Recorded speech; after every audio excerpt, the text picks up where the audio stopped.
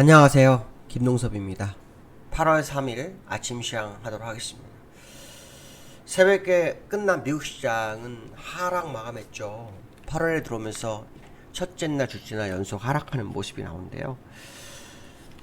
다우는 1%대 하락이고요. 나스닥은 소폭 하락하고 마감했습니다. 어제 오늘, 그러니까 8월 1일하고 8월 2일 공통점은 호재가 없었다는 겁니다. 악재만 있었다는 건데, 악재 반영비율이 굉장히 약하죠. 호재 때는 급등, 나스닥 같은 경우 1%, 1.8%씩 계속 오르는데 내릴 때는 별로 안 내립니다. 아직 시장이 반등 영역권에 있는 건지, 그 힘이 남아 있는 건지 이걸 한번 해석을 해봐야 되겠죠. 일단 미국 시장이 오늘 악재는 미국과 중국의 긴장이 고조됐다. 이게 하락 요인이죠. 미국의 권력 3위에 해당되는 낸시 펠로시라고 하원 의장 있어요. 민주당 의원인데 하원 의장. 그가 대만 방문을 강행을 합니다. 이게 미국의 하원 의원 옛날에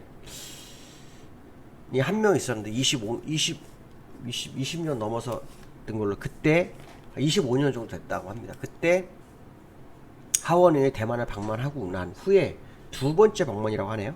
두 번째 방문이라고 합니다. 여기에 이제 중국이 대응을 한 게 이제 시장이 어떤 지하철 리스크를 키웠는데요. 중국이 이제 전방위적으로 군사훈련으로 대응하고 또 미국도 항공모함을 북상시키는 거죠. 네, 그래서 대만에서 한 500km 안짝까지 끌고 갔다고 합니다. 그게 아시아 시장을 초토화시키는 그런 역할을 했다 이렇게 보시면 될 것 같고, 사실 미국장은 이렇게 얼마 안 빠졌고 우리나라도 사실 얼마 안 빠졌어요. 일본, 대만, 홍콩, 그저 중국만 많이 빠졌지 아무도 안 빠졌습니다. 어쨌든 시장이 굉장히 리스크가 커졌던 그런 모습인데요. 저는 사실은 이 부분을 보고 이게 얼마나 더 커질 건지, 그러니까 이게 시작인지 일시적인지 이게 되게 중요한 상황이라고 보는데요. 지금 전 세계적으로 지금 우크라이나의 지역적 리스크, 그다음에 대만의 지정적 리스크 이렇게 오고 있거든요.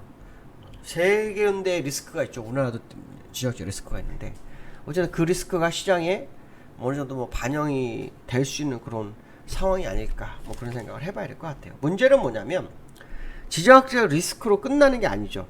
그로 인해서 군사적 충돌 가능성과 또 만약 군사적 충돌 아니더라도 중국과의 무역이라든가 이런 게 정체될 수 있는 부분이 있거든요. 그러니까 중국과의 대립은 그냥 어설프게 끝나지 않을 거라는 거죠. 문제가 발발하면.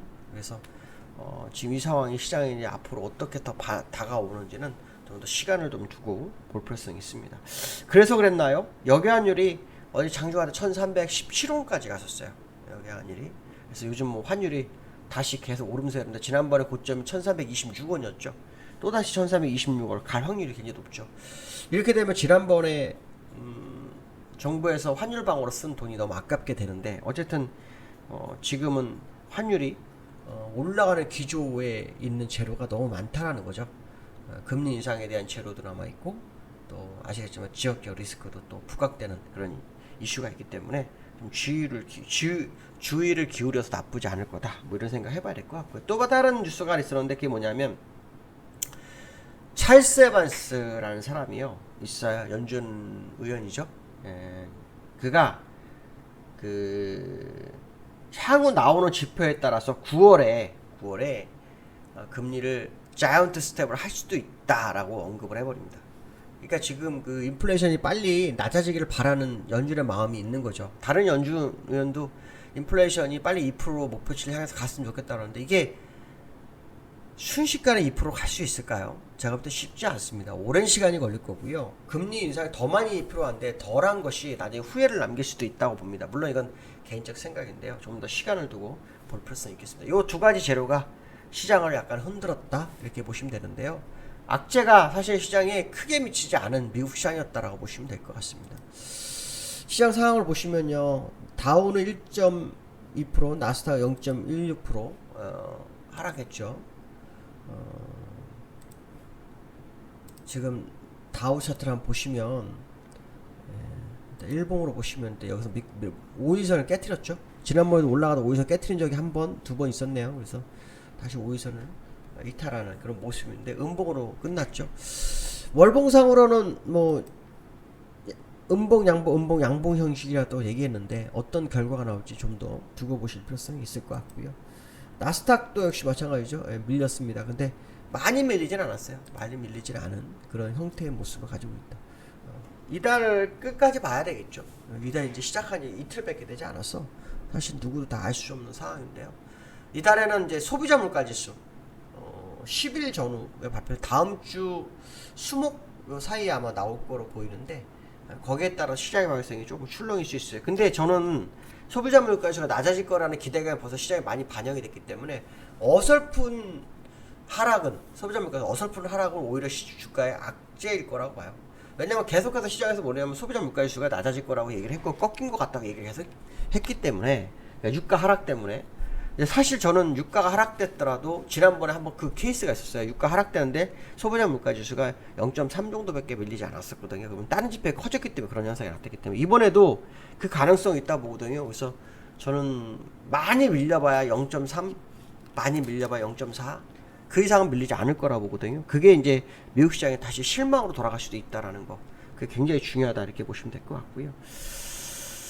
자, 두 번째로는 이 한 달 새에 증시 대기 자금이라고 있죠. 이게 4조 4천억이 빠져나갔다 하네요. 이거 이제 뭐냐면 개미들이 비투로 인해서 이제 이탈을 시작했다. 뭐 그렇게 해석도 할 수 있겠죠. 자금이 빠져나가는 거죠. 이게 사실은 지수가 최악의 국면이라면 뭐 이거가 좀 당연하다고 보는데 사실 최악의 국면은 아니라고 보거든요. 물론 금리 인상 때문에 이자 부담으로 빠져나가는 돈도 있을 거예요. 근데 사실은 덜 빠진 거라고요. 등시대금이 덜 빠진 거고, 다만 이거는 뭐냐면 등시대금이, 대기자금이 점점 빠질 거라는 것을 알려준 시그널로 보는 게 맞지 않을까. 물론 1월을 기준으로 하면은 증시대금 전체에서 17%, 한 17% 이상 빠졌다고 하더라고요. 17% 이상 빠졌다고 하는데 그래도 아직 이탈 다 안 했다라고 봅니다. 이건 아마 금리 인상분에 대한 이자, 그거에 대해서 이탈이라고 봐야 될 것 같고요.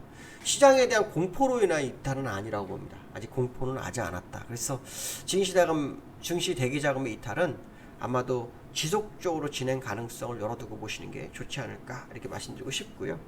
코스피가 어저께 버텼어요. 아시아 시장이 대부분 1.4%, 최저 1.4%에서 많게는 거의 한 3%까지 빠졌는데 어저께 국내장은 버텼어요. 거기에는 삼성전자가 역할이 굉장히 컸었는데요. 어저께 시장을 좀 보시면 여기 그 아시아 1점, 니케이 1.4%, 대만 1.5% 빠졌었죠. 그 다음에 항색 2.3%, 어제 3%까지 빠졌었어요. 19,515까지, 여기다 130포인트 더 빠졌었고요. 그 다음에 상해도 2.2% 빠졌어요. 근데 우리나라는 어저께 0.5% 정도 빠졌거든요. 그러니까 거의 한 1% 덜 빠졌어요. 덜 빠졌는데 아마 미국과 우리나라가 유일하게 지금 반등을 상당히 시도를 했었기 때문에 아마 그 힘이 좀 남아 있었던 거 아닐까라는 생각이 들고 있는데요.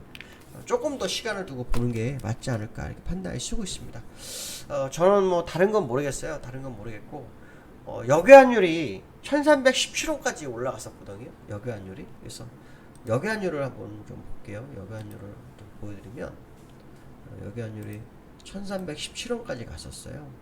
제가 보면 1312원에 끝났는데 1312원으로 되어 있네요. 1300, 제가 어제 분명히 야간에 1317원까지 봤었는데 조금 다르게 나오네요. 그래서 어쨌든 어저께 끝난 거는 어제 원달러는 1304원으로 끝났으니까 그보다 일단 8원 넘게 오른 거죠. 8원 넘게 올랐으니까 요건 아까 지금 두 개가 원달러 다른 거예요. 하나는 역외 환율 차트고요. 요거는 본환율 차트거든요. 본환율은 1304원에 끝났고 여기는 1312원을 끝났으니까 적어도 8원 이상 또 올랐잖아요. 요 근래 계속 원달러가 오르고 있어요. 원달러가 계속 올라요. 주가에 반영을 안 했거든요. 이게 이제 반영하는지를 오늘 봐야겠죠. 오늘 봐야 됩니다. 그래서 오늘 반영을 하는지 안 하는지 봐셔야 될 것 같고, 만약에 반영이 안 된다면 참 웃긴 시장이 또 되겠죠. 그래서 제가 볼 때는 이제 다시 이 정고점 1326원으로 가는 상황이 되고 있기 때문에 반영 가능성을 좀 열어두고 보셔야 될 것 같고요. 그 다음에 이제 아까 삼성전자 말씀드렸는데 삼성전자가 어저께 방어를 했어요. 어저께 삼성전자가 0.9% 정도 올랐죠. 그러면서 수급 쪽으로는요, 외국인 300만 주 정도 샀습니다. 이게 이제 어저께 외국인 수급을 어저께 만든 2,900을 만든 주요 요인이에요. 그래서 제가 이제 그 삼성전자 외국인이 들어오면서 시장에서 이제 외국인들이 얼마나 더 들어올 거냐 이거에 대한 것이 이제 마감 시장에서 올렸는데 일단은 뭐 거의 다 들어왔지 않았을까 생각을 하거든요. 그래서 오늘도 삼성전자의 흐름을 한번 좀 보실 필요성이 있지 않을까 뭐 이 말씀 지금 드리고 싶고요. 제가 내일하고 모레는 휴가입니다. 그래서 아침 시황을 올려드릴 수 없습니다. 그러니까 죄송합니다. 네, 오늘 여기까지 하겠습니다. 감사합니다.